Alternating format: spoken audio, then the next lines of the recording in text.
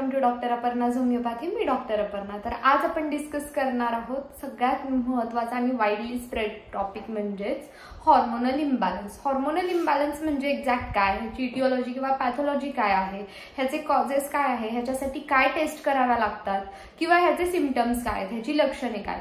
तर सगळ्यात पहिलं आपण बघणार आहोत हॉर्मोनल इम्बॅलन्स। हॉर्मोनल इम्बॅलन्स ही एक अशी गोष्ट आहे जी प्रत्येक फिमेल्समध्ये आता आपल्याला 90 ते 100% आपल्याला बघायलाच भेटते।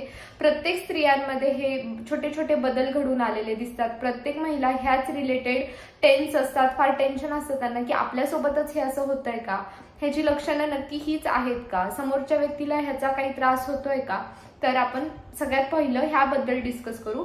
एक्झॅक्ट हॉर्मोनल इम्बॅलन्स म्हणजे असतो काय आणि ह्याच्यासाठी आपण काय करू शकतो। आता बऱ्याच महिला पिरियड्स रेग्युलर येत नाहीयेत किंवा वेट गेन होतंय किंवा हॉर्मोनल इम्बॅलन्स आहे असं त्यांना कळतं, तेव्हा त्या काही मेडिसिन्स चालू करतात ज्याला आपण हॉर्मोनल पिल्स असं म्हणतो। त्या मेडिसिन जोपर्यंत चालू असतात तोपर्यंत आपल्याला पिरियड्स रेग्युलर येतात। त्या स्किप केल्यानंतर किंवा बंद केल्यानंतर परत आपल्याला आहे तो त्रास चालू होतो, म्हणजेच पिरियड्स रेग्युलर राहत नाही, त्यांची इरेग्युलॅरिटी किंवा डिलेड तसेच चालू राहतात। मग ह्यासाठी काय केलं पाहिजे। सगळ्यात पहिलं महत्त्वाचं म्हणजे होमिओपॅथीमध्ये ह्याच्यासाठी खूप चांगला उपाय आहे, खूप चांगले इलाज आहेत।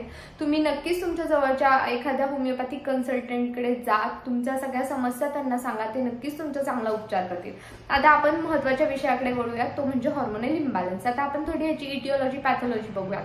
हॉर्मोनल इम्बॅलन्स किंवा हॉर्मोन्स म्हणजे काय, ते बनतात कसे।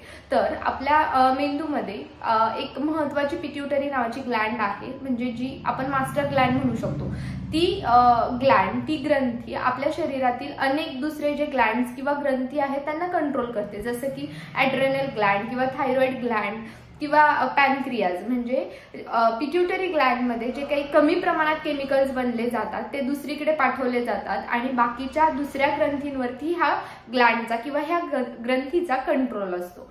ठीक आहे। तर आता हे जे छोट्या छोट्या प्रमाणात बनलेले केमिकल आपल्या बॉडीत पसरतात किंवा वेगळ्या वेगळ्या ऑर्गन्सकडे जाऊन त्यांचं वेगळं वेगळं काम करतात, ते जेव्हा त्याच्यामध्ये चेंजेस होतात किंवा ते फार कमी प्रमाणात बनले जातात तेव्हा आपल्याला पीसीओडी, पीसीओएस सारख्या आजारांना सामोरे जावे लागते।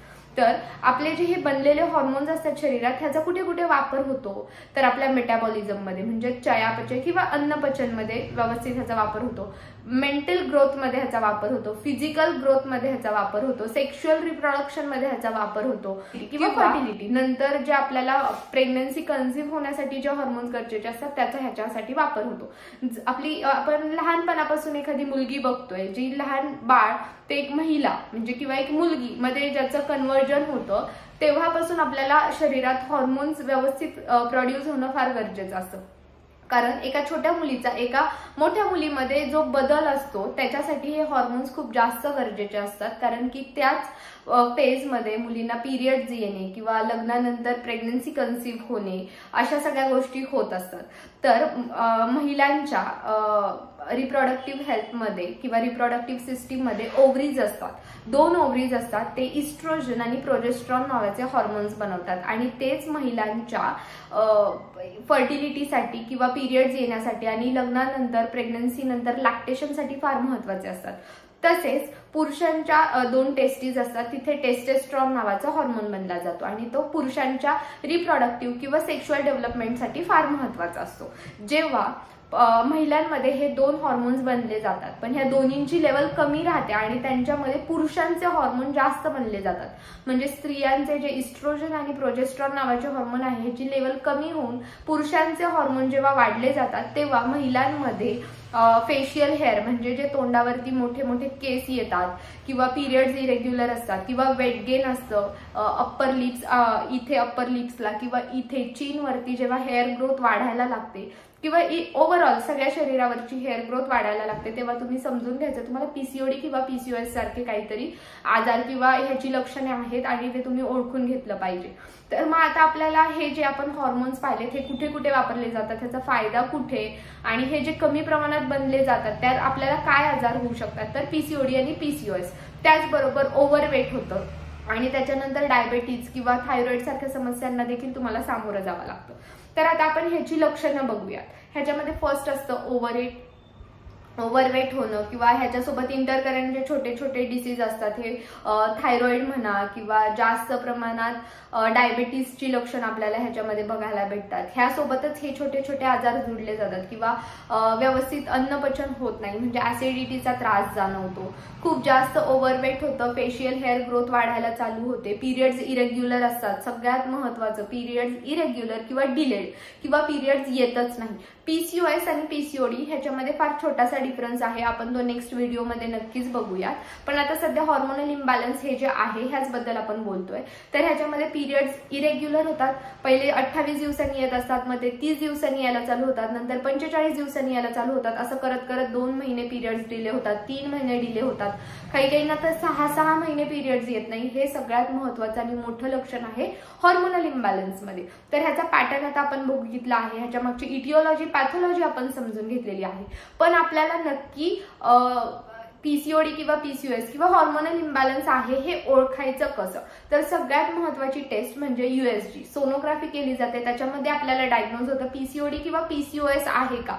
हे आहे तर आपल्याला हॉर्मोनल इम्बॅलन्स ऑटोमॅटिकली असतं, कारण की आपल्या शरीरात प्रॉपर हॉर्मोन्स जास्त प्रमाणात बनलेच जात नाही आणि ते जास्त ऑर्गन्स पर्यंत पोहोचले जात नाही, म्हणून हा पॅटर्न इरेग्युलर झालेला असतो. बरोबर आहे. तर मग आता ह्याच्यासाठी आपल्याला अजून काय टेस्ट कराव्या लागतील, तर हे झालं सोनोग्राफी. दुसऱ्या ह्याच्यामध्ये जे ब्लड टेस्ट आहे त्याच्यामध्ये नॉर्मल आपल्याला LH किंवा FSH किंवा AMH हॉर्मोन टेस्ट असते, टेस्टोस्टेरॉन हॉर्मोन टेस्ट असते. ह्या सगळ्या टेस्ट केल्या जातात, ह्याच्या लेवल्स बघितल्या जातात, कुठे रिड्यूस आहे, कुठे काय आहे हे बघितलं जातं आणि त्याच्यानंतर आपल्याला एक्झॅक्ट काय आहे हे डायग्नोज केलं जातं. आता ह्याचे आपण सिम्पटम्स बघितले, टेस्ट बघितले, ह्याचे कॉज म्हणजे हे कशामुळे होतो, तर ह्याचा सगळ्यात महत्त्वाचा कॉज म्हणजे लॉंग टाइम सिटिंग. आता बऱ्याच महिलांमध्ये जे आहे लॉंग टाइम सिटिंग वर्क आहे किंवा वर्क फ्रॉम होम आहे, महिलांची जास्त हालचाल होत नाही. पूर्वीच्या महिलांमध्ये सगळी कामं घरी केली जायची, कपडे धुणे, भांडी घासणे किंवा फरशी पुसणे हे सगळं मॅन्युअली केलं जायचं. आता ह्या सगळ्यांसाठी मशीन्स आहेत, त्यामुळे जे आपल्या बॉडीला जिथे जिथे व्यायामाची गरज असते, पेल्विक फ्लोअर जो असतो त्याचा व्यायाम होत नाही. हे जे छोट्या छोट्या गोष्टी असतात ह्याच खूप मोठा प्रॉब्लेम क्रिएट करतात. प्रत्येक वेळी पेशंटला मेडिसिनचीच गरज असते असं नाही. काही वेळा तुम्ही तुमच्या लाईफस्टाईल चेंजेसनुसार सुद्धा स्वतःमध्ये बदलाव घडवून आणू शकता. पण तुम्हाला हे ओळखलं पाहिजे आता आपल्याला कशाची गरज आहे. जेव्हा आपली बॉडी सिग्नल्स द्यायला चालू करते तेव्हाच तुम्ही लक्षात घेतलं पाहिजे आपल्याला आता खरी कशाची गरज आहे. आपण सध्या कामासोबत सुद्धा आपल्या शरीराकडे, आपल्या हेल्थकडे लक्ष द्यायला पाहिजे. कारण जसं की म्हणलं जातं हेल्थ इज रिअल वेल्थ, म्हणजे तुमचं शरीर संपत्तीच तुमची खरी संपत्ती आहे. त्यानुसार तुम्ही तुमचे कामही करा, कामही महत्वाचे आहेत, पण त्याचबरोबर स्वतःच्या शरीराकडे, एक्सरसाइजकडे लक्ष दिलं पाहिजे. आता हे आपण महत्वाचं पाहिलं, ह्याची इटिओलॉजी पॅथॉलॉजी किंवा ह्याचे सिम्पटम्स, ह्याच्यासाठी काय टेस्ट करायचे असतात हे सगळं आता आपण बघितलेलं आहे. आता आपण ह्याचे कॉज बघतोय. जे फर्स्ट सांगितलं मी लॉंग टाइम सिटिंग वर्क आहे, वर्क फ्रॉम होम म्हणा किंवा एकाच ठिकाणी 4-4 तास, 8-8 तास, 12-12 तास बसणे. दुसरी गोष्ट जंक फूड, सगळ्यात महत्वाचं कारण म्हणजे जंक फूड. आता सध्या लॉंग टाइम सिटिंग आहे म्हणून कॉफी घेणे, कधीही कॉफी घेणे, कधीही थंड पेय पिणे किंवा कधीही जंक फूड म्हणजे फ्राईड फूड्स खाणे, म्हणजे जे आपण बोलतो की फ्रेंच फ्राईज असो किंवा बर्गर असो, पिझ्झा असो, ह्याला टाइम नाहीये खाण्याला, कारण वर्क शिफ्टला टाइम नसतो, कधीही शिफ्ट असतात. त्याच्यामुळे हे जे अबरचबर खाणं होतं, अनहेल्दी खाणं होतं, हे सगळ्यात महत्वाचं लक्षण आहे. लॅक ऑफ एक्सरसाइज असणं किंवा जास्त प्रमाणात स्ट्रेस असणं. आता वर्किंग असल्यामुळे खूप प्रमाणात स्ट्रेस असतो, वर्कलोड असतो, त्याचबरोबर महिलांना घरच्या गोष्टीही मॅनेज करायच्या असतात. ह्या सगळ्याचा वर्कलोड तुमच्या मेंदूवरती आल्यानंतर मेंदू सिग्नल्स प्रॉपर पोचवत नाही किंवा जे हॉर्मोन्स किंवा जे केमिकल्स प्रोड्यूस व्हायला लागतात ते जास्त प्रमाणात न झाल्यामुळे आपला हॉर्मोनल इम्बॅलन्स होतो आणि हॉर्मोनल इम्बॅलन्स झाल्यामुळेच PCOD आणि PCOS सारख्या समस्या होतात. तर ह्या सगळ्या गोष्टी लक्षात घेता ह्याच्यासाठी आपल्याला होमिओपॅथिक मेडिसिन चालू करायचं आहे. तुमच्या जवळच्या कन्सल्टंटकडे जाऊन नक्की भेट द्यायची आहे. आणि त्याचबरोबर मी जे प्रमाण सांगितलंय, एक्सरसाइज किंवा हेल्दी फूड खाणं, जास्त डाएटकडे लक्ष देणं, ग्रीन व्हेजिटेबल्स खाणं किंवा प्रॉपर फायब्रस फूड घेणं, प्रॉपर मिल्क शेक किंवा जे तुमचं ड्रायफ्रुट्स आहे हे घेणं, ह्या छोट्या छोट्या गोष्टी तुमची लाईफस्टाईल सुधारल्यानुसार पण तुमचे आजार कमी होतील.